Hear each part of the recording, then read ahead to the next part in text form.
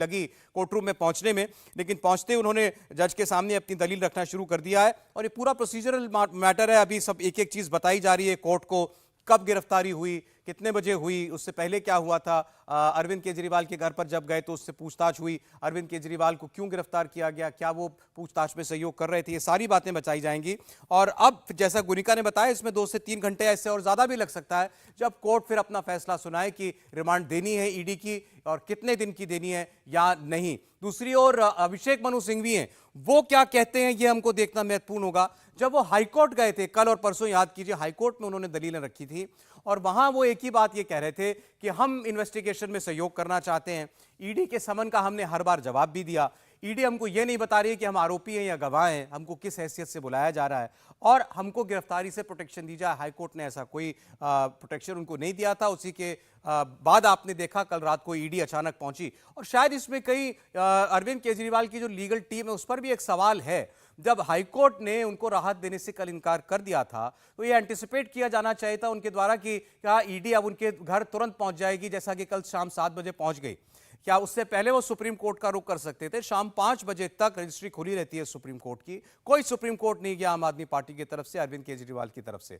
ED वहां 7 बजे पहुंच गई, 9 बजे उनकी गिरफ्तारी हो गई और उसके बाद सुप्रीम कोर्ट जाकर के रजिस्ट्रार के घर के बाहर जो आम आदमी पार्टी के लोग हैं वो वहां पहुंच गए। लेकिन उसमें भी गोनिका ही हमको कल बता रही थी, जो तरीका है, प्रोसीजर है, अगर आप कोई अर्जेंट हियरिंग चाहते हैं, कोर्ट के आवर्स के बाद अगर आप चाहते हैं अदालत आपको सुने, तो जो मेंशनिंग रजिस्ट्रार है उसके पास आपको जाना होता है। लेकिन आम आदमी पार्टी की तरफ से, अरविंद केजरीवाल की तरफ से मेंशनिंग रजिस्ट्रार के पास भी कोई नहीं गया।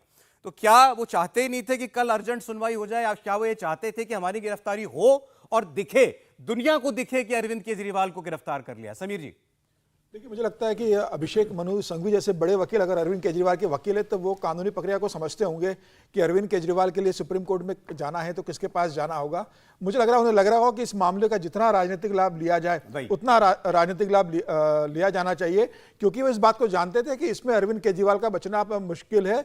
और जिस जगह से हाईकोर्ट का रुख रहा था, जो रूखा रुख अरविंद केजरीवाल के प्रति रहा था, अरविंद केजरीवाल को हाईकोर्ट से कोई राहत नहीं मिली। उसके बाद तय था कि अरविंद केजरीवाल को गिरफ्तार किया जा सकता है। जब उन्होंने समझ में आ गया अब गिरफ्तारी होगी तो उसका पूरा राजनीतिक लाभ लिया जाए, मुझे लग रहा है इसी कारण उन्होंने इस तरह से कोई कोशिश नहीं की होगी। लेकिन सिर्फ एक शराब का घोटाला नहीं है जिसमें अरविंद केजरीवाल की मुश्किल बनने वाली है, मुझे लग रहा है इसके साथ जल बोर्ड का भी मामला है जिस पर अरविंद केजरीवाल के लिए देखिए फिलहाल तो कोर्ट रूम में बताया जा रहा है कि ईडी ने कौन कौन सा सेक्शन लगाया है, कौन कौन सी धाराओं के तहत केस दर्ज किया गया है, ये कोर्ट रूम में जो है वो बताया जा रहा है। अरविंद केजरीवाल के वकील अभी कुछ नहीं कह रहे हैं, अभी जो एएसजी हैं ईडी की तरफ से जो अपनी बात रख रहे हैं वही सारी बातें कोर्ट रूम के अंदर कह रहे हैं। और बताया गया है कि जो भी कंप्लायंस था कोर्ट की तरफ से, जो भी जरूरी प्रक्रिया होती है उसका ईडी ने पूरा पालन किया है। और अब ये बताया जाएगा कि मामला क्या है अरविंद केजरीवाल के खिलाफ, ये सारी बातें जो हैं वो कोर्ट रूम के सामने रखी जाएंगी और फिर ये पता चलेगा कि कितनी रिमांड जो है मिलती है। कोई और अपडेट गोनिका आपको मिला हो अंदर कोर्ट रूम्स का? देखिए सौरभ, एक चीज और शेयर करना चाहूंगी। दूसरी बार है जब अरविंद केजरीवाल राउज एवेन्यू कोर्ट में आए हैं। इससे कुछ दिन पहले भी जब वो पहुंचे थे, जब उनको समन कोर्ट की तरफ से किया गया था, तो एक समन पे वो वीडियो कॉन्फ्रेंसिंग से जुड़े थे और दूसरे समन पे भी उन्होंने ये कोशिश की थी कि उनको ना पेश होना पड़े, लेकिन वो फिर से उनको पेश होना ही पड़ा जब कोर्ट ने उनकी बात को नहीं माना। हालांकि उसी वक्त कोर्ट ने उनको ये कह दिया था कि उनको छूट मिलती है कि वो पेश ना हो, इसीलिए उनको जाने दिया गया था। लेकिन वो आए थे, लेकिन कुछ देर के लिए आए थे। लेकिन आज तब वो अपने पूरे स्टाफ के साथ आए थे। वो एक सीएम, बतौर सीएम आए थे, आज भी बतौर सीएम आए हैं, लेकिन आज ईडी की कस्टडी में आए हैं। और अभी जो सुनवाई चल रही है उस सुनवाई में अभी पहले ये बताया गया कोर्ट को ये सेटिस्फाई किया गया कि किस आधार पर पहले तो अरेस्टिंग की गई, सेक्शन 19 लगाया गया उन पर, और उसके बाद अब रिमांड एप्लीकेशन को पढ़ा जा रहा है। रिमांड एप्लीकेशन में क्या क्या जिक्र है उसका अभी फिलहाल कोर्ट में बताया जा रहा है कि इसमें पैरा 2 का एक जिक्र किया गया, जिसमें एप्लीकेशन इसमें बताया गया कि एफआईआर ईडी ने कोर्ट में कहा है कि इस पूरे शराब घोटाले के सरगना हैं अरविंद केजरीवाल। देखिए, बहुत बड़ा दावा और आरोप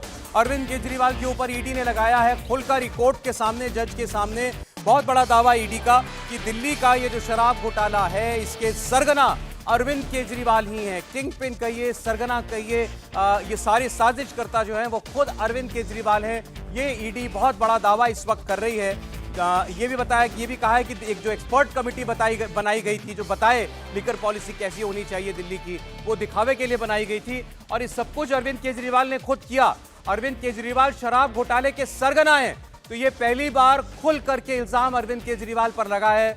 मुख्य साजिश करता है, सारी साजिश अरविंद केजरीवाल ने रची, उनके कहने पर दिल्ली की शराब नीति बनाई गई और वो किंग पिन है पूरे मामले के। गोनिका,